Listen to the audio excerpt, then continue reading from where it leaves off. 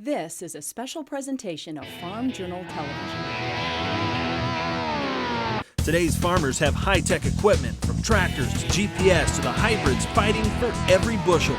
Here to help is agronomist Ken Ferry There's definitely some things that we put into our systems pyramid. and agronomist Missy Bauer, So we're trying to create that true V trench. and they're using the systems approach to higher yields on every acre. I'm Clinton Griffiths, and she's Margie Fisher. Together, we're Corn College TV. Corn College TV, brought to you by Winfield, uncovering insights through data to help farmers be greater. Visit your local retailer or learn more at winfield.com. And by Micro Essentials, the next generation of fertilizer for the next generation of farming.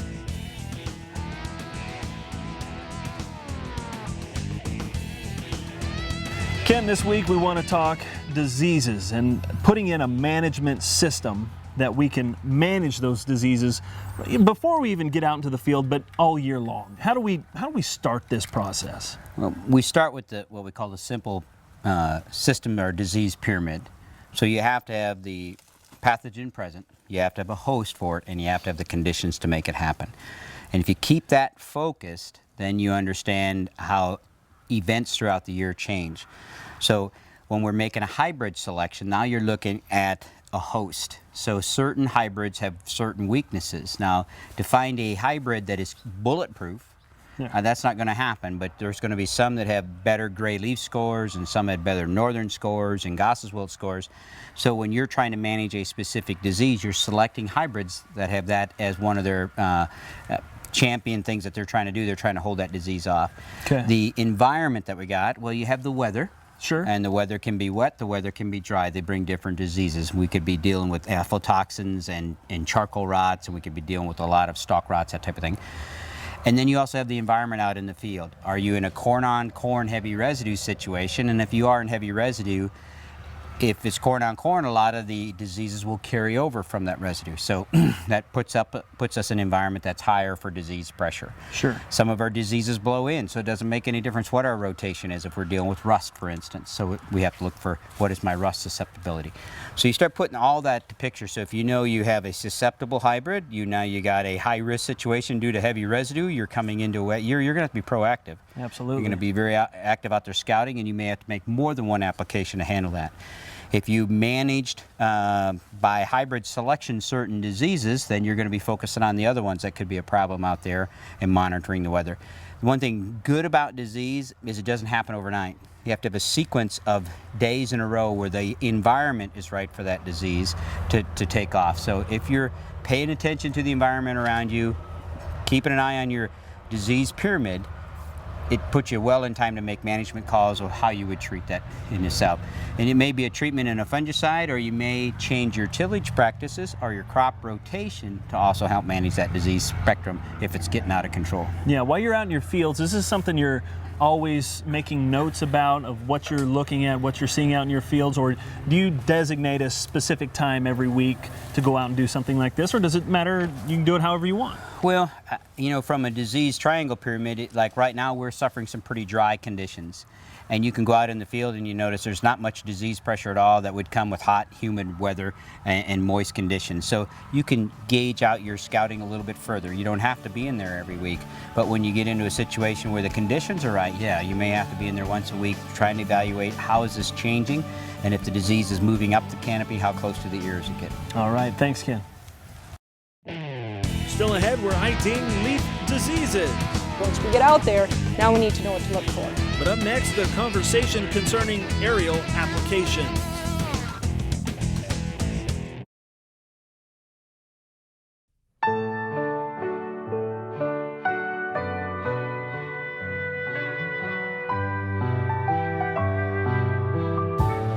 Over the generations, fertilizer, the unsung hero of the farm, has been in the background, quietly nourishing crops with very little fanfare. Until now. Meet the next generation of fertilizer. Micro Essentials.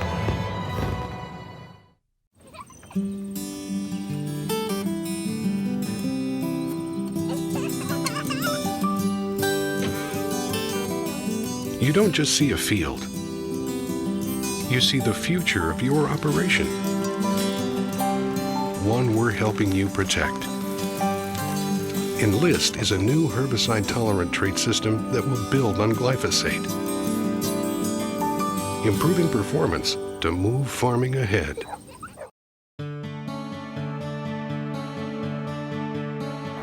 After scouting and identifying the diseases present in the field, that still leaves the farmer with options as far as applying a control for that disease pressure, such as spraying or aerial application. Ken, tell me, what considerations should farmers keep top of mind when it comes to aerial application of fungicides? Well, with fungicides themselves, they have to look at, what type of fungicide they're using, how much movement does it have in the plant, and that's going to kind of dictate where is the disease, so you know where to put it. If we were spraying a wheat crop, for instance, we want the flag leaf, we want it on top.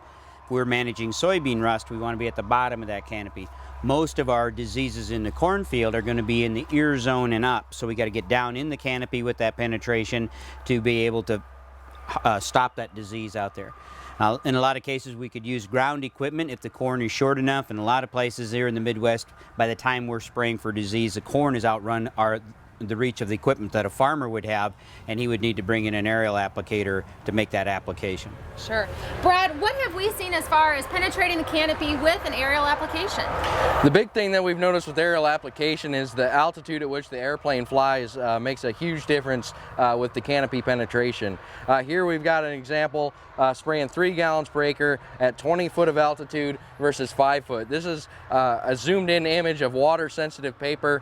This paper here would have been on the flag leaf, the ear leaf, and somewhere in between. If we look down to this ear leaf section here, where he's at the 5 foot altitude, we're getting a lot better penetration. We're using the air pressure from that wing to push the penetration of the fungicide down into the canopy.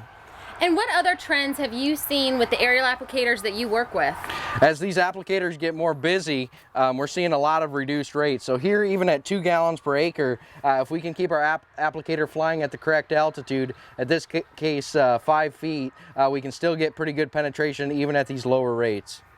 And Ken, back to you, what can farmers do as prioritizing their fields that need an aerial application and keeping these applicators safe? As you look at a cornfield, you have to look at what are the obstacles around that. In this day of windmills, that creates quite a challenge for our aerial applicators. Up next to town or subdivisions, that's another problem in there. And in some situations, they're not just going to be able to get the hole outside of that field because it's too close to things around it. So make their aerial applicator well aware of what they think the hazards are. Make sure the neighborhood knows what they're doing. If they're spraying and a neighbor's there, that they won't have their laundry out or something like that. Any precaution they could take to be proactive is a lot easier than trying to deal with an issue afterwards. All right, thanks guys. A lot of great tips when it comes to aerial application. So let's say I have a disease or I need to spray. What do I need to think about when applying that fungicide? Yeah, there's a few things we need to think about, and one of the cautions I put out is timing, okay?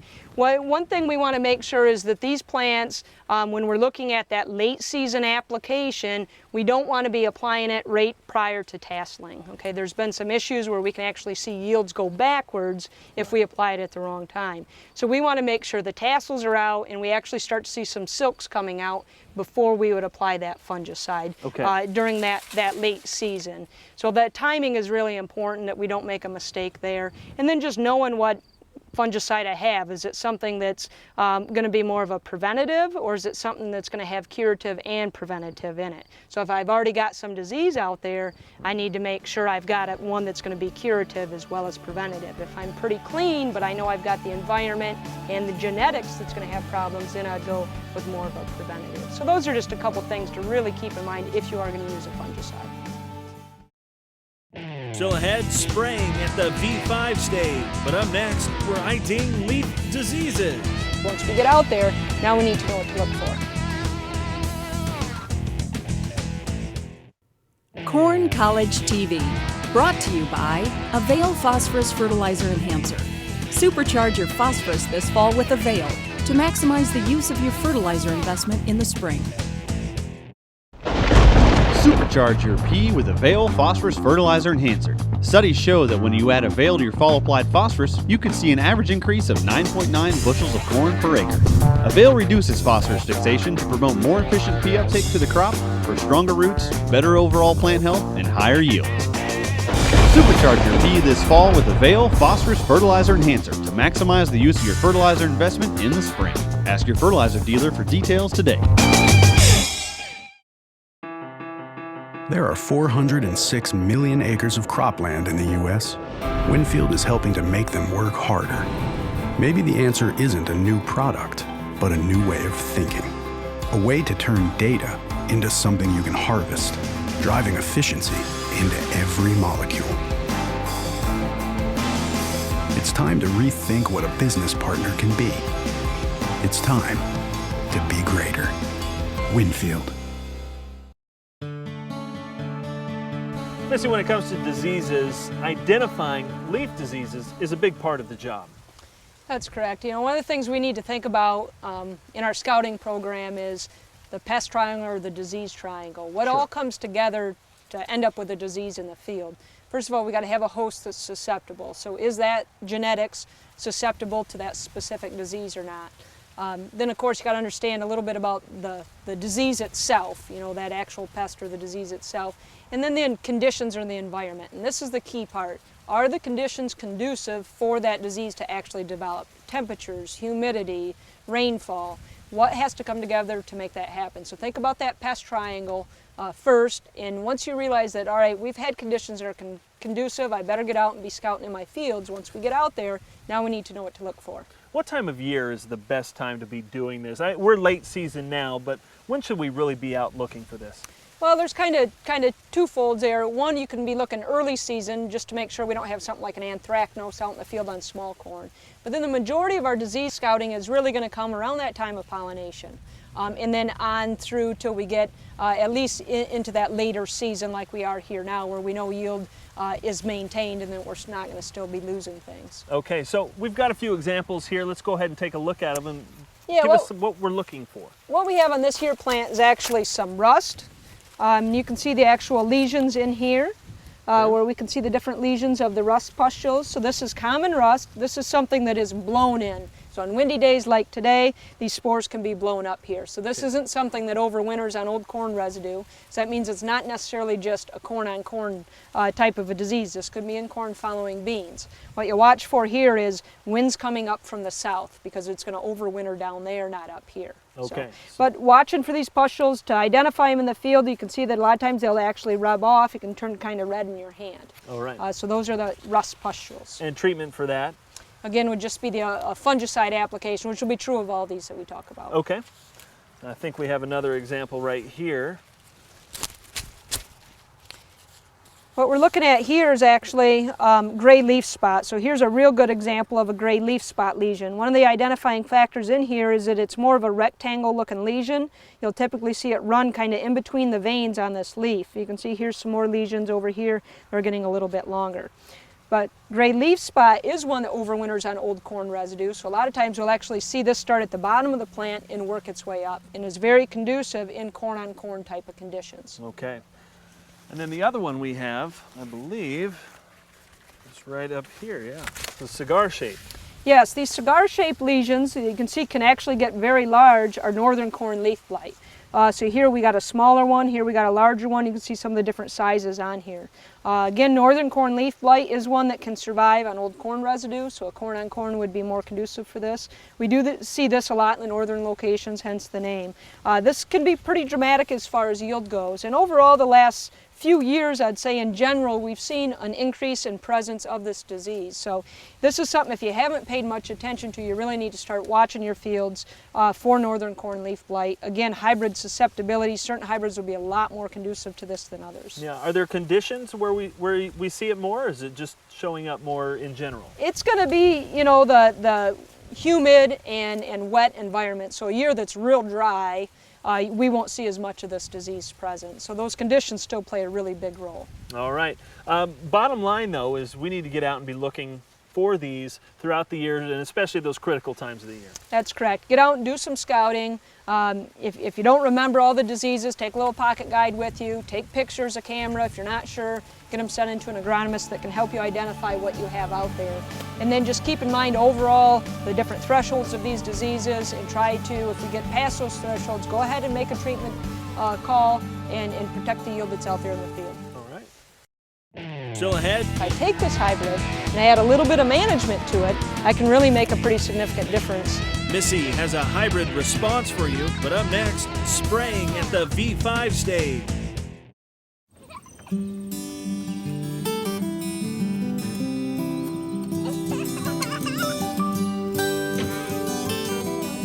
You don't just see a field. You see the future of your operation. One we're helping you protect. Enlist is a new herbicide-tolerant trait system that will build on glyphosate, improving performance to move farming ahead. It's time to demand more. With Micro Essentials, you get more from every acre. Through our fusion technology, only Micro Essentials combines 4 vital nutrients into one powerful granule, ensuring uniform nutrient distribution and increased nutrient uptake. The innovation behind our fusion technology means you'll grow stronger, healthier plants. Micro Essentials. Get more from every acre.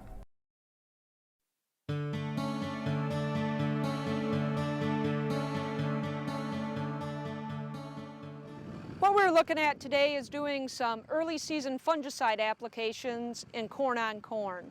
So often in corn on corn in a high residue situation, we can get some early season disease pressure from things like anthracnose that we can help control with a fungicide. We also have a potential to get what we call some of the early season plant health benefits out of a fungicide as well.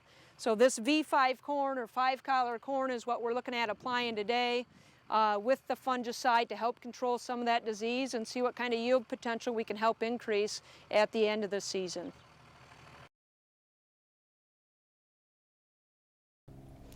Well, what we're seeing on these young plants where these bottom leaves look like they're starting to die off, if we get a kind of a closer look at it here, we see that these leaves are developing some small lesions on them. And as these lesions are getting larger, we're actually seeing where it's kind of killing all of that leaf tissue in there and even getting a fair amount of purpling or almost reddish color into it as that process is happening.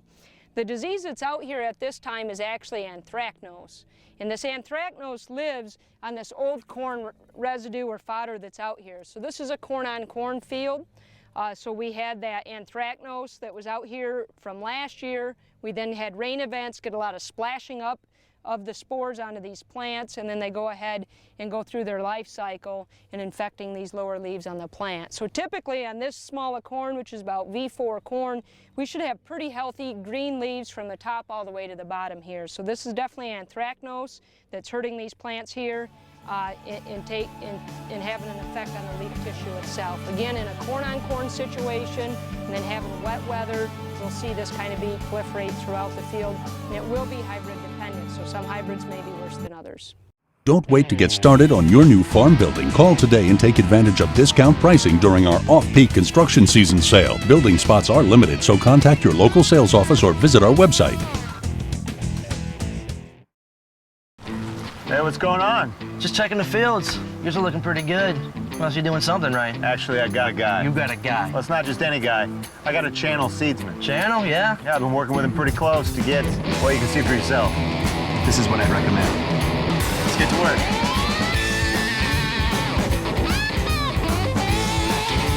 Now, this is what you want to see. Maybe I should get a guy. Maybe you should get a Channel seedsman. Find your Channel seedsman at channel.com. There are 406 million acres of cropland in the U.S. Winfield is helping to make them work harder. Maybe the answer isn't a new product, but a new way of thinking. A way to turn data into something you can harvest, driving efficiency into every molecule. It's time to rethink what a business partner can be. It's time to be greater. Winfield. Missy, it's no secret that some hybrids respond better or worse to diseases. Let's talk about that today. Right, depending on what hybrid you have, there's different susceptibilities. So one place to start as far as how do you know if your hybrid's susceptible or not is going to your seed guide. Okay. So take a look in your seed guide, look at, gray leaf spot ratings or northern corn leaf blight ratings and see what it says. If it's one that's more prone, then that means we do need to pay more attention. But when you look through there, you'll realize that there are quite a few differences. And then when you actually start looking at stuff in the field, you can see it out in the field as well. Okay, and you've got some examples here. Let's walk us through what we have. Yeah, we got some hybrid pairs here. So these two plants here are the same hybrid. The one here has been sprayed on the left, and this one here has not been sprayed. Okay. So we've been sprayed for disease here, and if you look overall, we see a little bit of maybe overall plant response. We might be a little bit greener here than what we are over here. If we look at some of these individual leaves, we can see that we've got a few more lesions on here than what we do in some of these other leaves here.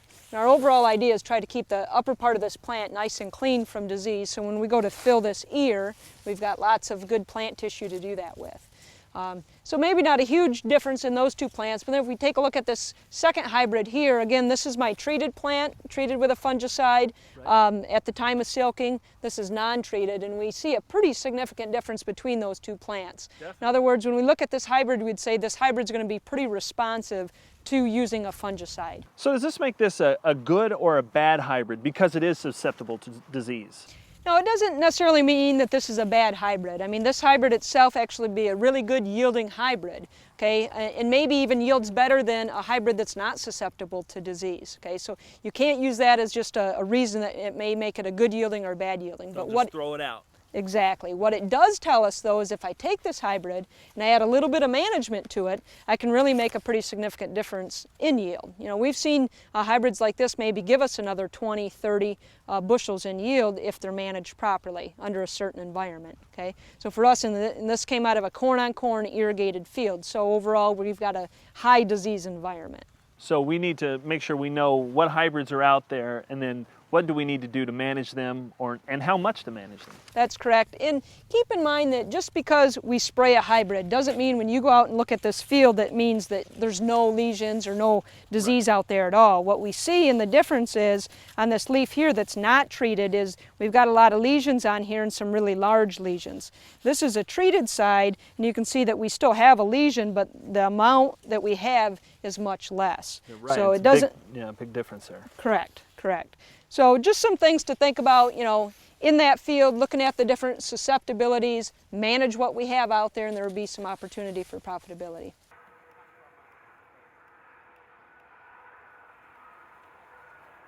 So we often get the question, if I have disease in my corn crop this year, does that mean that I'll have it in next year's crop too?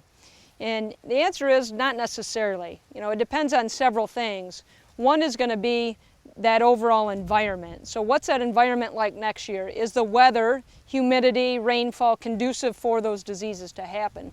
Although it is true that in a corn-on-corn situation, a lot of these diseases will overwinter on last year's residue. So things like gray leaf spot or northern corn leaf blight can overwinter there, but if we don't have the environment the next year to be conducive for that disease to develop, then we may not necessarily have the problem. The other thing that'll take into consideration too is the hybrid susceptibility. Maybe the hybrid you plant in that field next year has really good resistance against gray leaf spot, for example, if that's what your disease was this year. You also got to keep in mind your tillage program will play into this as well. So maybe if you're doing a tillage program versus no-till, all that would play in the amount of residue that's actually left out in the field. So although sometimes it can lead to disease problems the following year, there's a lot of things that all have to come into play to really make that happen.